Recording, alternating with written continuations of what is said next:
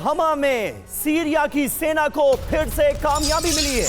हमा बहुत इंपॉर्टेंट है। हमा की तरफ लगातार विद्रोही बढ़ रहे हैं, यहां पर बड़ी जंग के आसार हैं। हमा मिलिट्री एयरपोर्ट पर फिर से कब्जा हो गया है। 87 ब्रिगेड मुख्यालय पर फिर से कंट्रोल हासिल कर लिया है सीरिया की सेना ने। हमा में सीरिया की सेना को यह बड़ी कामयाबी मिली है। एक पल के लिए ऐसा लग रहा था कि हमा में भी विद्रोही पूरी तरह से कब्जा जमा लेंगे तमाम अहम सेंटर्स पर, लेकिन अब हमा मिलिट्री एयरपोर्ट पर फिर से सीरिया की सेना का कब्जा हो गया है। 87 ब्रिगेड हेडक्वार्टर्स पर भी फिर से कंट्रोल हासिल कर लिया है सीरिया की सेना ने।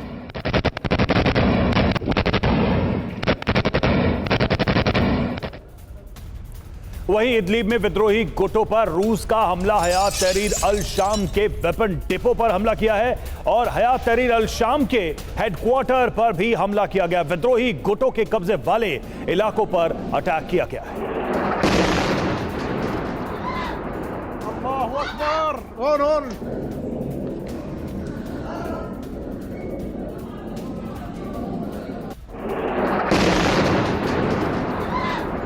Allahu Akbar.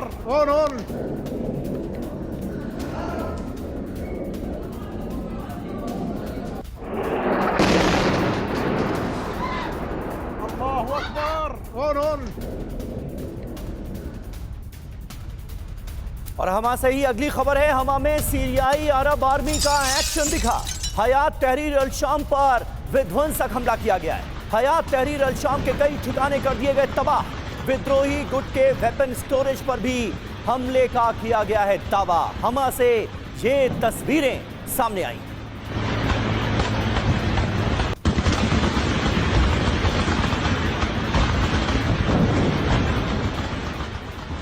तो ये तस्वीरें आपको दिखा रहे हैं। हमा में इस वक्त ऐसा लग रहा है कि सीरिया की सेना और विद्रोहियों के बीच जबरदस्त जंग छिड़ी हुई है, लेकिन सीरिया की सेना हमा के अंदर अब विद्रोहियों पर काफी भारी पड़ती हुई नजर आ रही है। वो तमाम इलाके जहां पर विद्रोही कब्जा जमा कर बैठ गए थे, उन इलाकों को, उन बड़े सेंटर्स को विद्रोहियों के कब्जे से मुक्त करा लिया गया है। और ये जो तस्वीरें आप देख रहे हैं, एक बड़ा वेपन स्टोरेज तबाह कर दिया गया विद्रोहियों का। सीरिया की सेना लगातार विद्रोहियों पर कर रही है हमले।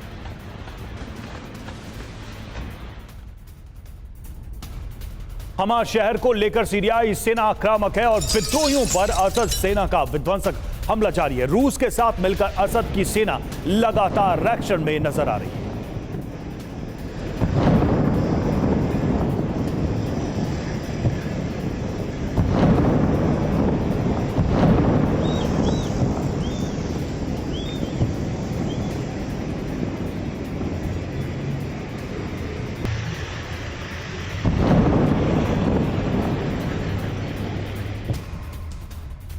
और हमा से ही भीषण जंग का एक और वीडियो अब TV9 भारतवर्ष पर हम आपको दिखाने जा रहे हैं। विद्रोहियों और असद की सेना के बीच जंग का एक और वीडियो, ये देखिए।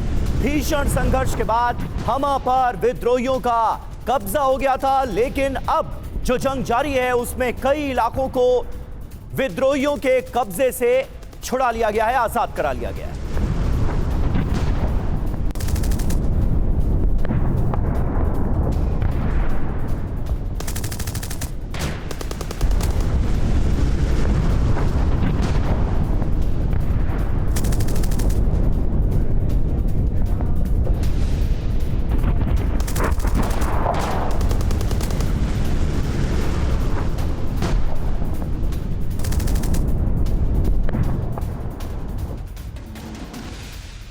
और देखिए, विद्रोहियों के कब्जे में आया हमा शहर और हमा पर असद सरकार का नियंत्रण खत्म बताया जा रहा है। सीरिया के हमा शहर में जश्न में जुटे विद्रोही।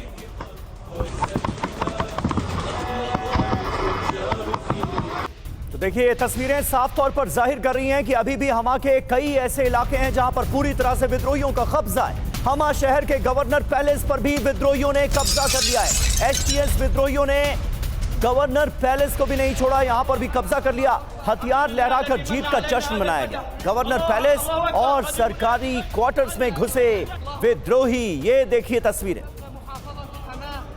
तो ये तस्वीरें आपको हमा शहर की दिखा रहे हैं, किस तरह से गवर्नर पैलेस और जो तमाम सरकारी क्वार्टर्स इसके इर्द गिर्द बनाए गए थे, वहां पर अब विद्रोहियों की मौजूदगी नजर आ रही है। ये दो बड़ी खबरें, इस वक्त की दो बड़ी खबरें तस्वीरों के साथ आपके सामने।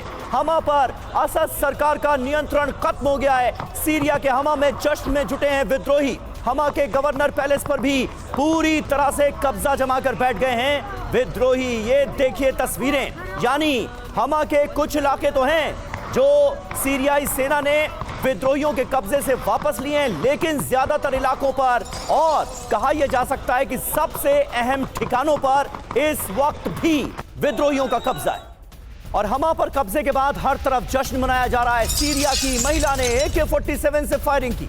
हमा पर विद्रोहियों के कब्जे का जश्न मनाया गया। ये देखिए एक और तस्वीर हमा से ही हम आपको दिखा रहे हैं, जहां पर एक महिला AK-47 से फायरिंग करती हुई नजर आ रही है, जश्न मनाती नजर आ रही है। यानी जो यहां के आम लोग हैं उनका भी समर्थन कुछ हद तक हासिल हो रहा है विद्रोहियों को।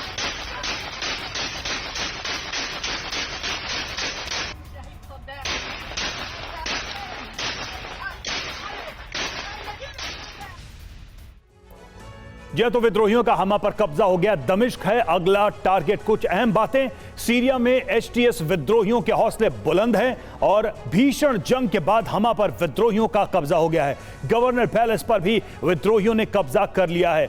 हमा के हर इलाके में विद्रोहियों की जीत हुई है। जीत के बाद भी विद्रोहियों की सेना आगे बढ़ती जा रही है और अगला टारगेट है दमिश्क।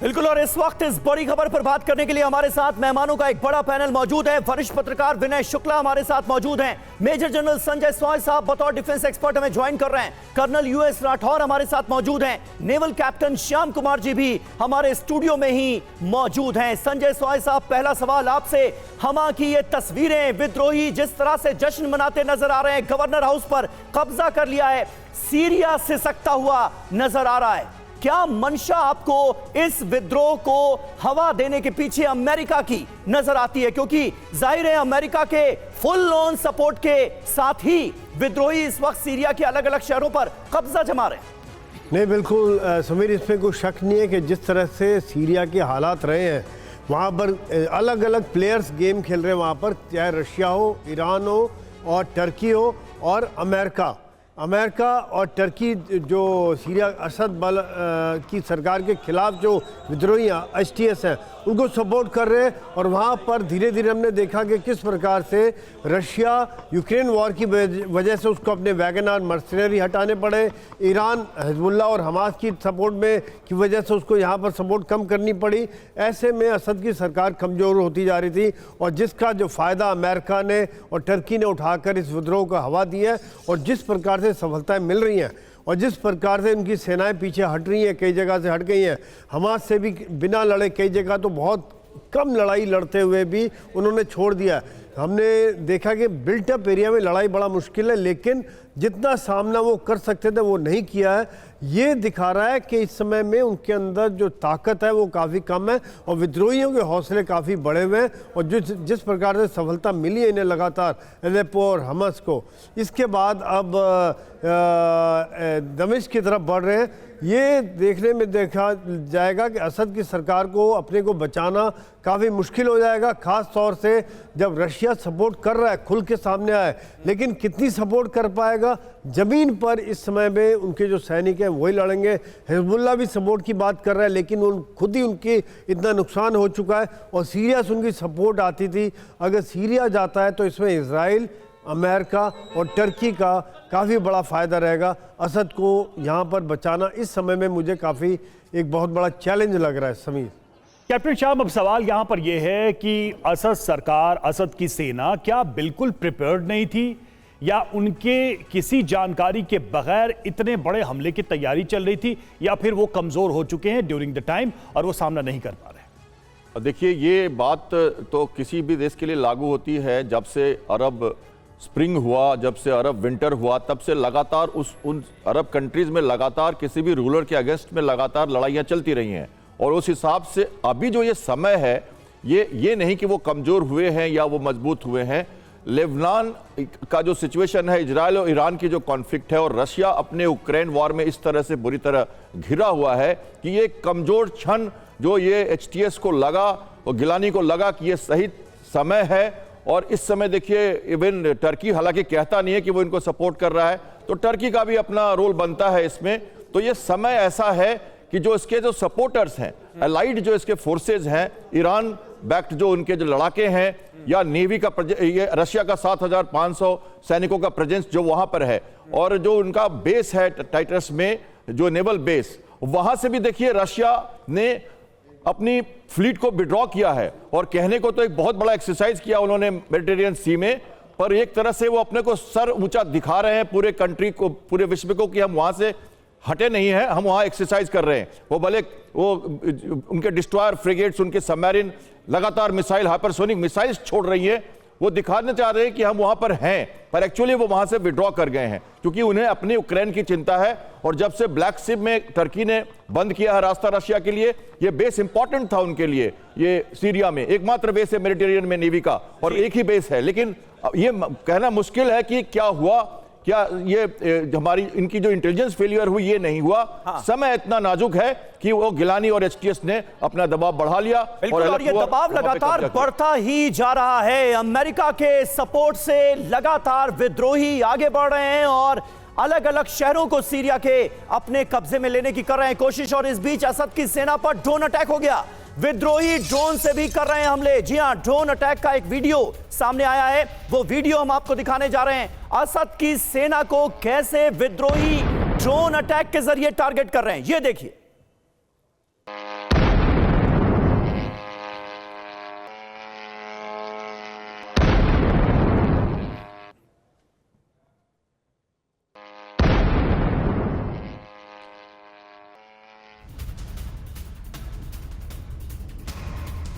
और हमा के बाद होम्स की ओर बढ़ रहे विद्रोही। होम्स में बशर सेना ने बनाई टैंक की दीवार।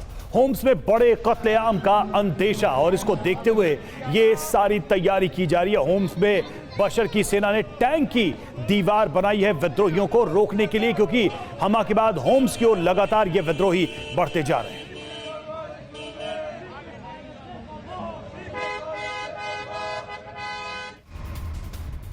और सीरिया में विद्रोह से बड़े संकट में है बशर अल असद की सरकार। सीरिया के 6 एयरबेस पर इस वक्त विद्रोहियों का कब्जा हो गया है, ये बड़ी खबर सामने आ रही है। 6 एयरबेस सीरिया के अब विद्रोहियों के कब्जे में हैं, यानी विद्रोहियों का दबदबा लगातार सीरिया में बढ़ता नजर आ रहा है। ये बहुत बड़ा डेवलपमेंट है, जिस तरह से एक एक करके जो बड़े एयरबेस हैं सीरिया के, वो अब विद्रोहियों के कब्जे में आ रहे हैं। और यहां पर रखे जो तमाम एयरक्राफ्ट्स हैं, फाइटर जेट्स हैं, वो धीरे धीरे करके विद्रोहियों के कब्जे में आते जा रहे हैं।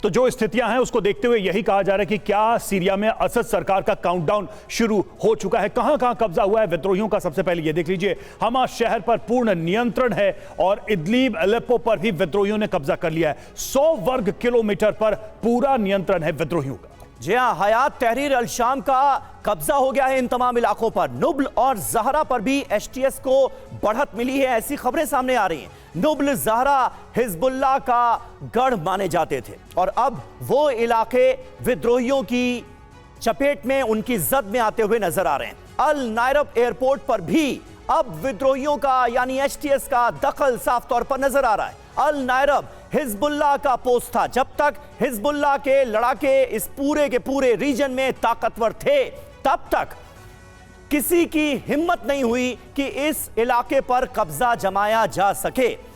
सुमित चौधरी हमारे साथ मौजूद हैं। सुमित, हिजबुल्लाह की ताकत कितनी थी इस इलाके में, लेबनान में? इससे आप बहुत अच्छी तरह से वाकिफ हैं, क्योंकि जब इजराइल की तरफ से हमले शुरू हुए तो आप लेबनान में भी मौजूद थे।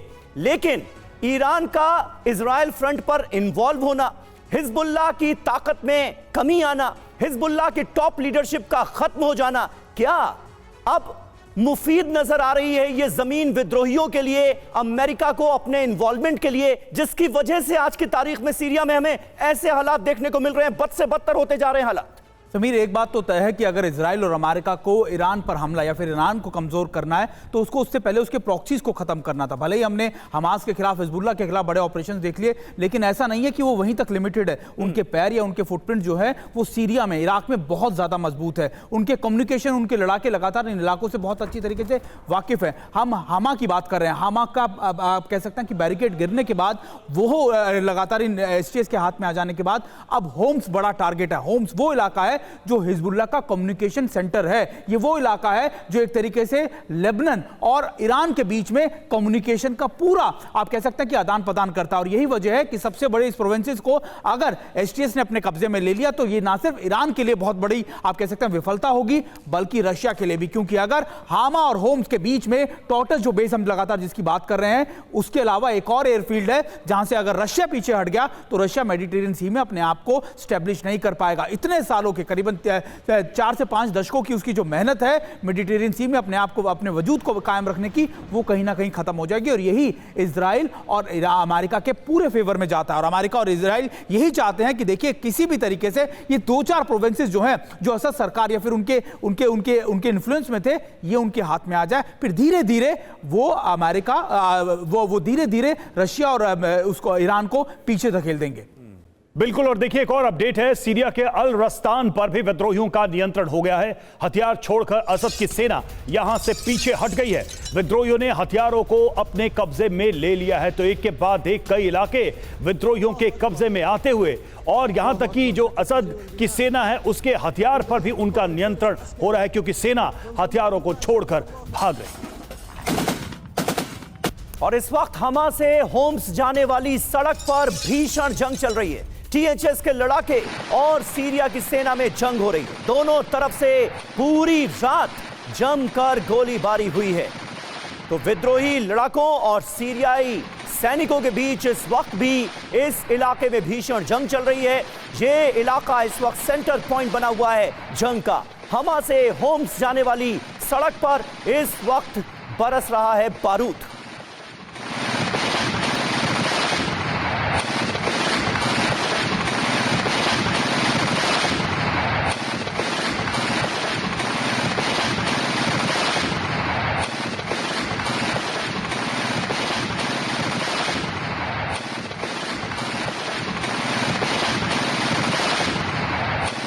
TV9 भारतवर्ष पर ये एक्सक्लूसिव तस्वीरें हम आपको दिखा रहे हैं। किस तरह से आप देखिए, हमा से होम्स जाने वाली जो सड़क है वहां पर इस वक्त विद्रोहियों और सीरियाई सैनिकों के बीच भीषण जंग चल रही है। सड़क पर जमकर बारूद बरस रहा है। तस्वीरें इस वक्त आपके सामने हैं। और ये इलाका अपने आप में इसलिए इंपॉर्टेंट क्योंकि हमा के ज्यादातर इलाकों पर कब्जा हो गया है विद्रोहियों का, और अब वो बहुत तेजी से होम्स की तरफ आगे बढ़ रहे हैं। और यही वजह है कि हमा से होम्स जाने वाली इस सड़क पर इस वक्त सबसे भीषण जंग चल रही है। एक बार फिर देखिए।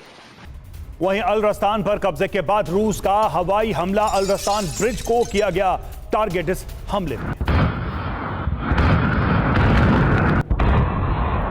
तो सीरिया इस वक्त सिसकता हुआ नजर आ रहा है। अब आपको अल रस्तान शहर का मैप दिखाते हैं। विद्रोही सेना हमा पर कब्जे के बाद अब होम्स की तरफ आगे बढ़ रही है, ये हम आपको लगातार बता रहे हैं। लेकिन इस बीच सीरिया की सेना उन ब्रिजेस को धमाके से उड़ा रही है जो स्ट्रैटेजिक इंपॉर्टेंस के ब्रिजेस हैं और दोनों इलाकों को आपस में जोड़ते हैं। ये देखिए अल रस्तान इलाका जिसका अभी रवि जिक्र कर रहे थे, और ये पूरा सीरिया का मैप हमने आपके सामने रख दिया है। होम्स ये वो शहर है जहां पर अब विद्रोही बहुत तेजी से आगे बढ़ते हुए नजर आ रहे हैं हमा के ज्यादातर इलाकों पर कब्जे के बाद। और इन तमाम जो ब्रिजेस हैं इनको अब एक एक करके उड़ाया जा रहा है ताकि विद्रोही आगे ना बढ़ सकें। पुल पर बमबारी की खबरें भी हैं रवि। बिल्कुल। और रूस की तरफ से जो हमले हो रहे हैं उसमें ये ब्रिज टारगेट पर है ताकि विद्रोहियों का रास्ता रोका जा सके, क्योंकि कहीं ना कहीं रूस को और सीरिया सरकार को इस बात का अंदेशा है कि अब बहुत तेजी के साथ दमिश्क की तरफ विद्रोही बढ़ रहे हैं। और ये वाकई में उनके लिए चिंता की बात है अगर दमिश्क तक विद्रोही पहुंच जाते हैं। राठौड़ सर, अब एक सवाल यहां पर यह उठता है कि अगर दमिश्क कोलैप्स करता है, बशर सरकार कोलैप्स करती है, तो जो मिडिल ईस्ट का इस वक्त का इक्वेशन दिखाई दे रहा है या इस वक्त जो कुछ भी दिखाई दे रहा है उसमें बड़े चेंजेस आप क्या देखेंगे? क्या बड़ा उलटफेर हो जाएगा? देखिए रवि, जिस तरीके से विद्रोही आगे बढ़ रहे हैं और असद सरकार नाकामयाब दिख रही है, आपका कहना सही है कि अगर दमिश्क गिर जाता है तो मिडिल ईस्ट के अंदर एक बहुत बड़ा उलटफेर होगा।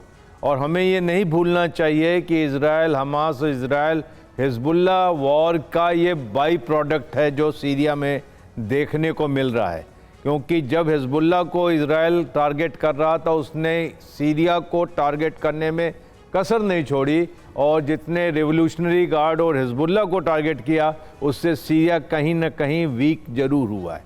और वहाँ पर भी एक इशू आया है कि सीरिया को मिलने वाली मदद भी कम हुई है। तो आज हम देख रहे हैं कि आपका ये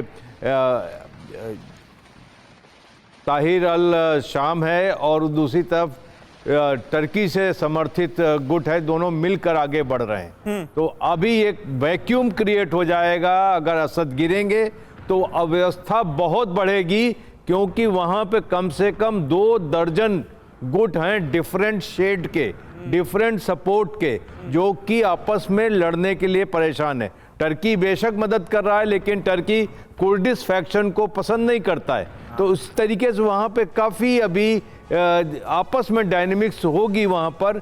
ऐसा नहीं कि सीरिया में शांति आ जाएगी। एक तरीके से बशर अल असद चाहे जितने बुरे रहे हों या हो, लेकिन कम से कम सीरिया के एक बड़े भूभाग पर उनकी वजह से शांति थी।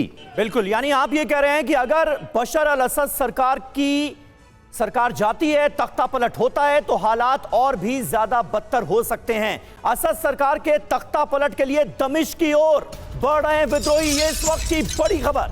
HTS commander Abu Mohammed Golani के हाथ में है कमान। दमिश्क को बचाने के लिए आगे आया ईरान और रूस, दोनों ही बड़े देशों का इन्वॉल्वमेंट इस वक्त सीरिया की धरती पर नजर आ रहा है, और दोनों ही विद्रोहियों को रोकने की हर मुमकिन कोशिश कर रहे हैं। उसके बावजूद भी लगातार एक एक करके जो सीरिया के तमाम शहर हैं वो विद्रोहियों के कब्जे में आते जा रहे हैं, और अब विद्रोही बहुत तेजी से दमिश्क की ओर बढ़ रहे हैं। बिल्कुल, और देखिए दमिश्क पर कामिकाजी ड्रोन से हमला हुआ है। विद्रोहियों ने ड्रोन का इस्तेमाल किया और ड्रोन से हमला किया है। सीरियाई सरकार ने हमला नाकाम कर दिया है। सीरिया की सेना ने इस हमले को नाकाम किया है। दमिश्क पर कामिकाजी ड्रोन से हमला, और उसकी ये तस्वीरें सामने आई है।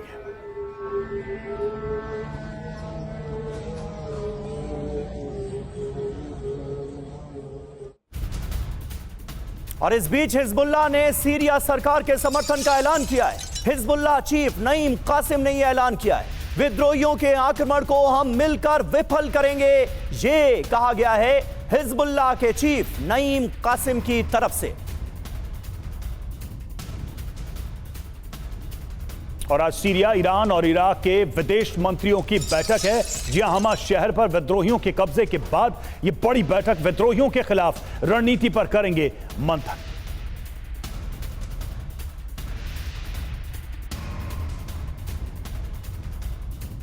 तो देखिए, इजराइल ने ईरान को दी है चेतावनी। ईरान के समर्थन के बाद इजराइल भड़क गया है और उसने दी है ये वार्निंग।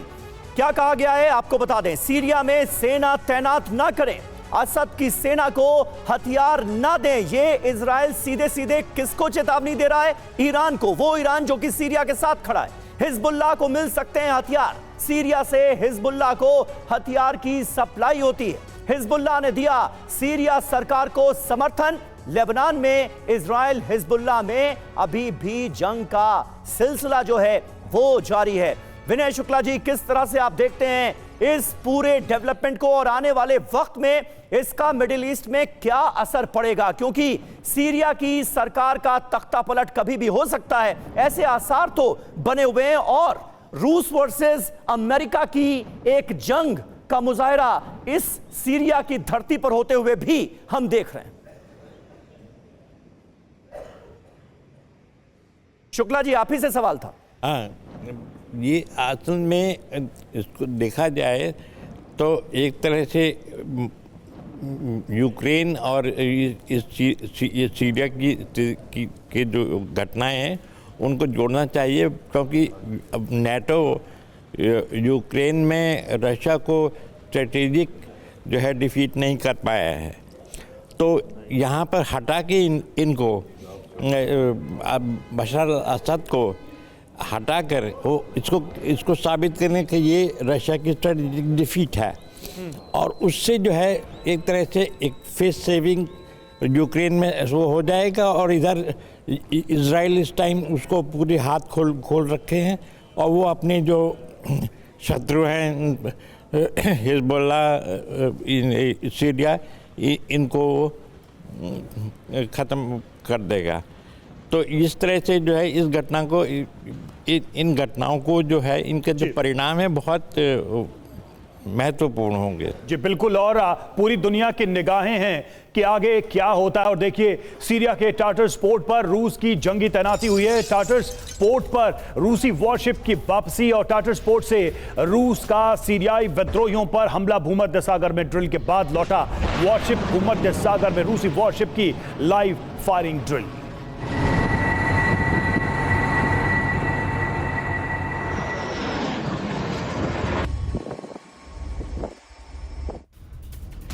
और देखिए हमा लगातार जंग का सेंटर पॉइंट बना हुआ है। हमा में रूसी Su-25 का पिन पॉइंट हमला सामने आया है। विद्रोही गुटों के काफिले पर बमबारी की गई है रूसी Su-25 के जरिए। नॉर्थ हमा में विद्रोही गुटों को देखिए कैसे किया गया है टारगेट।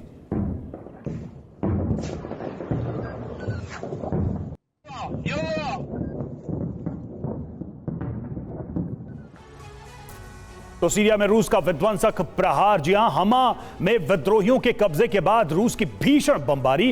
टाटर्स बेस से रूसी नेवी का मिसाइल से हमला। Su-25 का विद्रोहियों के 20 से ज्यादा ठिकानों पर हमला हुआ है। विद्रोहियों के मुख्यालय और हथियार डिपो पर यह बमबारी की गई है। जी हां, हमा पर विद्रोहियों के कब्जे से सीरिया में रूसी बेस को भी खतरा है। टाटर्स, लताकिया और खमीमिम में रूस के एयरबेस मौजूद हैं, और इन एयरबेसेस को बचाने की हर मुमकिन कोशिश इस वक्त रूस करता हुआ नजर आ रहा है। सीरिया की सेना का सपोर्ट करता हुआ नजर आ रहा है। वहीं विद्रोहियों ने सीरिया के लेफ्टिनेंट कर्नल को पकड़ लिया है।